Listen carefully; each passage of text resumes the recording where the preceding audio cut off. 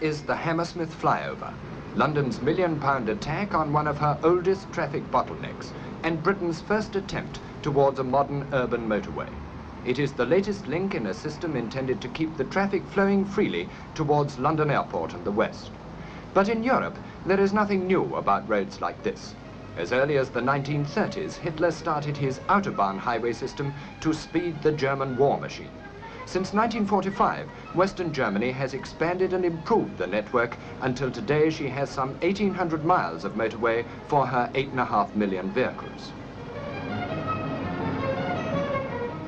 But even this is not enough, and to meet the staggering increase of German traffic, 4 times as many vehicles as there were 10 years ago, the authorities have taken drastic action.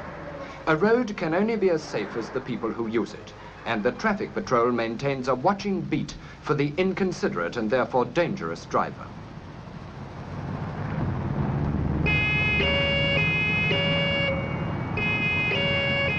As on British motorways, there's no stopping on the autobahns.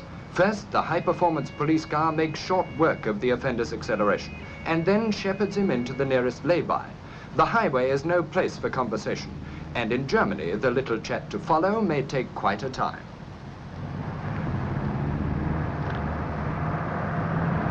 However, it's comforting to see the policeman salute, even if he does carry a gun, as he starts a routine investigation of identity, ownership, insurance. But could this be a foretaste of things to come in Britain? A spot check on the alcohol content of a suspect's breath. This check is not accepted as a proof of drunkenness in Germany. If the result is positive, a further blood test has to be taken at the nearest police station before a conviction can be obtained. Nevertheless, this driver's complexion might well change color with the test tube. He's for the bloodletting. High-speed police for high-speed roads. The Germans are dressed and equipped for the part. Even so, it's quicker by air, and the military value of aerial reconnaissance has not been forgotten by the police who wage war on the traffic problem. The helicopter crew are in radio contact with patrol cars as well as their headquarters. German experience proves that 2-lane motorways can become jammed much more readily than the 3 lanes of Britain's M1. And in such a crisis, the helicopter may be the only way for the police to arrive quickly on the scene.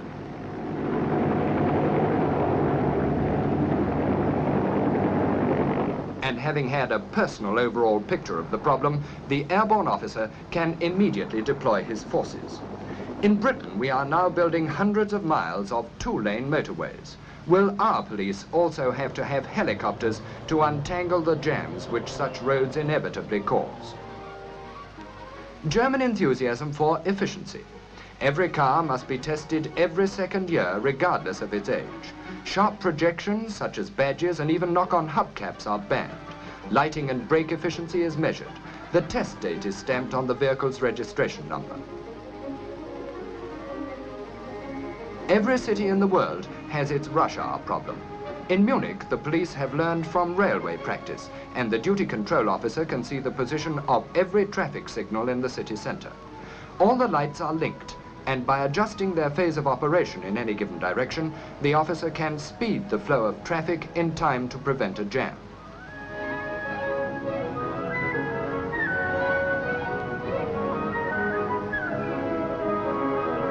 This green wave technique doesn't solve the problem of overcrowded streets, but it certainly helps to keep the traffic moving sensibly. Even more advanced is the closed-circuit television at Munich Police Headquarters. Remotely controlled cameras, protected from rain and sun, scan the streets of the city centre, presenting in the control room a complete traffic situation report so fast that its speed even beats the film camera shutter. And for once, we see bars where there aren't any. And although this very expensive apparatus was installed primarily for traffic control, its deterrent effect on any would-be criminal must be enormous. A policeman can't always be on the spot, but this way he can take a very close look at anything that may attract his attention on the watching beat.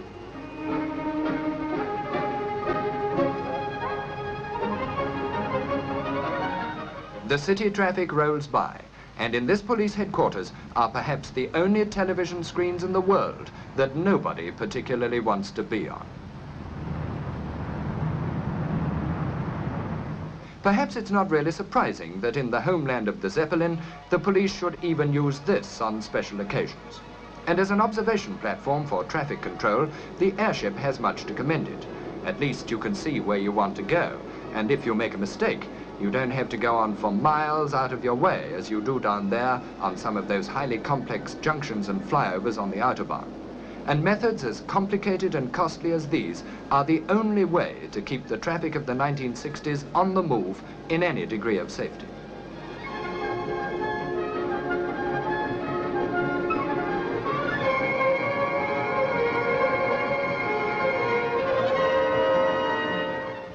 For city centre observation, the airship enthusiasts claim their craft to be less noisy and therefore less annoying than a helicopter.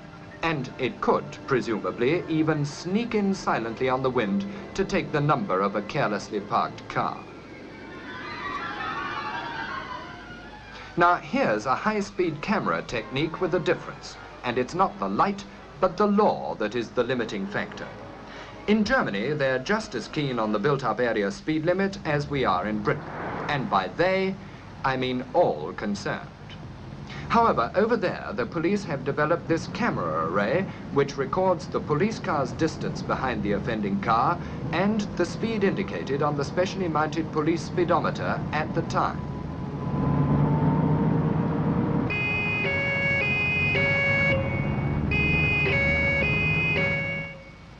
A series of pictures covering the requisite distance and time present a case for the prosecution which it would be very difficult to crack.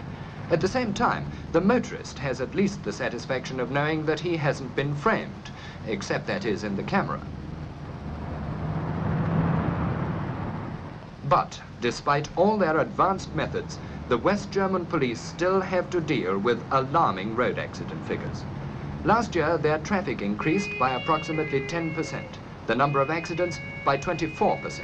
In Britain, the figures were 7 and 4, respectively. And behind every official record lies a human tragedy, whatever the cause. One problem is to keep the traffic moving. Another is to keep its speed within the law, and the sharp eye of radar is also on the watching beat. But the trouble with radar is that it cannot differentiate. To it, one car looks like another, or like a fire engine.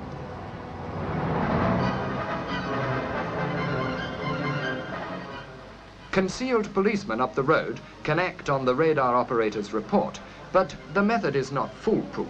Mistakes can be made, and not infrequently they are. A further argument, surely, against the system of on-the-spot fines. However, while the police deserve every assistance, of course, they don't always get it.